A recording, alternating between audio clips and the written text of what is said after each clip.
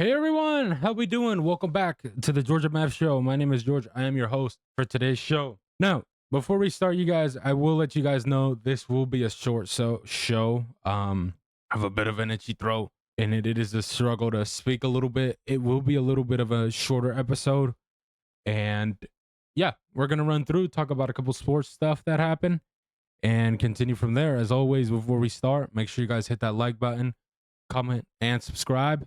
And let's jump into it. Quote for today, you guys.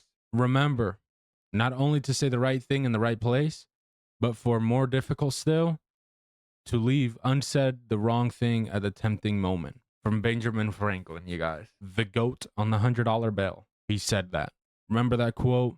You know, when I read it, I'm still trying to justify and see. I want to say the right thing at the right time. Don't ever hesitate to say the right thing when it's necessary. So in terms of, like, let's say, for example, what's a good way? Let's say you're at a business meeting. If you feel like whatever you have in your mind that you want to say is necessary, don't be afraid. Speak up, because you don't want to walk out of that office and feel regretful over it. You know, that's the last thing you want. Always speak up, speak your mind, and be straightforward. That's very important. All right, let's talk about the NBA playoffs, you guys. So, my predictions for the conference finals. As you guys know, the Knicks beat Boston. OKC beat Nuggets. So now we have Knicks and Pacers Knicks and Pacers and OKC and Wolves. Start off with the Knicks and Pacers, you guys. This series is going to be a good series. I think it's going to go to a Game 7 for sure. But I got the Knicks winning. I like my chances with Jalen Brunson, Karl Anthony Towns, Mikal Bridges, and Josh Hart for sure over the Pacers. Now, is it going to be a close one? Yeah. I think Tyrese is going to come up, and the other players, they're going to do what they got to do. Now, I got the Knicks. I hope they do what they got to do, because listen, if the Knicks go to the finals, oh my God, it's going to be exciting. But it's going to be a close one for sure. With OKC and the Wolves, this is also going to be a head-to-head battle, but I want OKC to win. I wouldn't be surprised if the Wolves win, though. No lie. But I want OKC to win this series. I want them to go. I think it's finally time for OKC to bring a championship to that town. I want OKC to win, but like we all know, the Wolves, Anthony Edwards is on a different level. That man, he does not play. But we'll see. We'll see what happens. We'll see what they end up doing. Now, with the Denver and OKC game, listen, I wasn't surprised, really. Think about it. It's just Denver was worn out, you guys. You could tell they were worn out. And then with Aaron Gordon hurt, definitely made it more difficult, more of a struggle, 100%. Denver, I don't know. With Denver, it's a bit more of a challenge, honestly. And I don't know. I think Denver is just, I feel like they're missing something.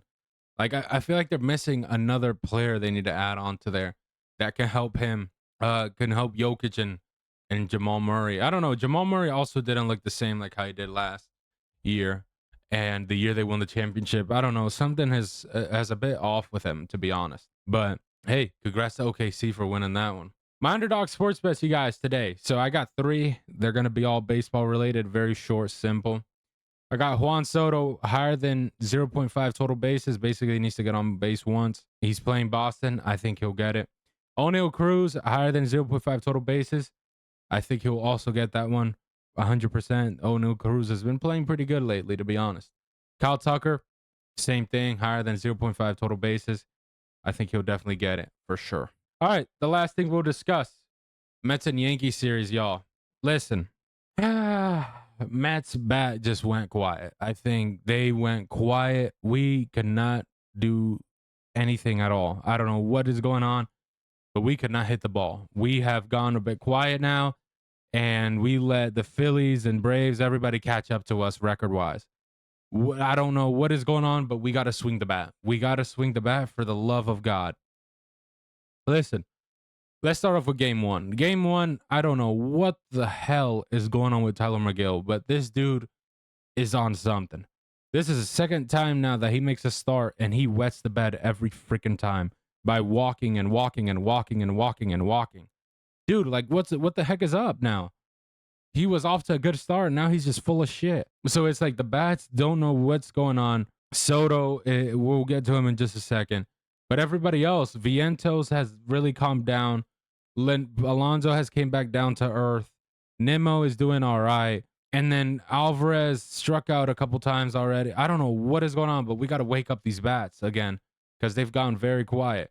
The Yankees, look, they did a good job. Their bats were also nothing crazy, but when they had to come up, they came up.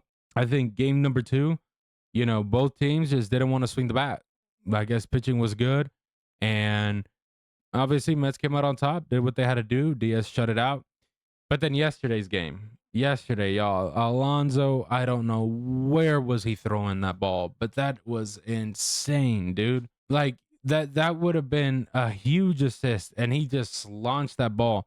And I had a feeling that would happen one of the days because I realized Alonso, the way he throws is a bit weirdish. I don't know what it is, but he has like a weird throwing, way he has.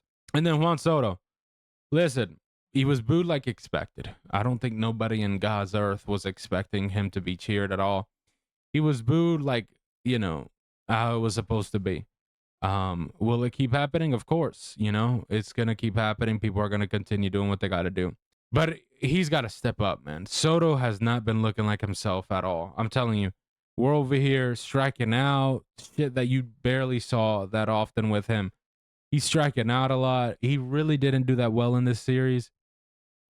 And I don't know, body language is just not there either. I really don't see it. And I'm glad a lot of people pointed out his body language with like Pete and Lindor and everybody, but it's true. Listen, your body language says a lot about you. And, you haven't seen a Soto shuffle at all. Very quiet. When you saw him with the Yankees, this was the first time you saw him happy as hell, smiling and all that, like never before. But come on, man, we got to step up. You got paid $765 million.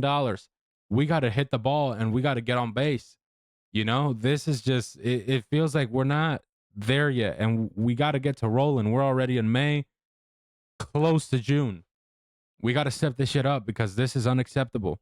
But hey, I'm going to wrap it up there. You guys, like I said, be a very short show today. Hope you guys enjoyed. Stay humble, stay blessed, stay positive. Bye-bye.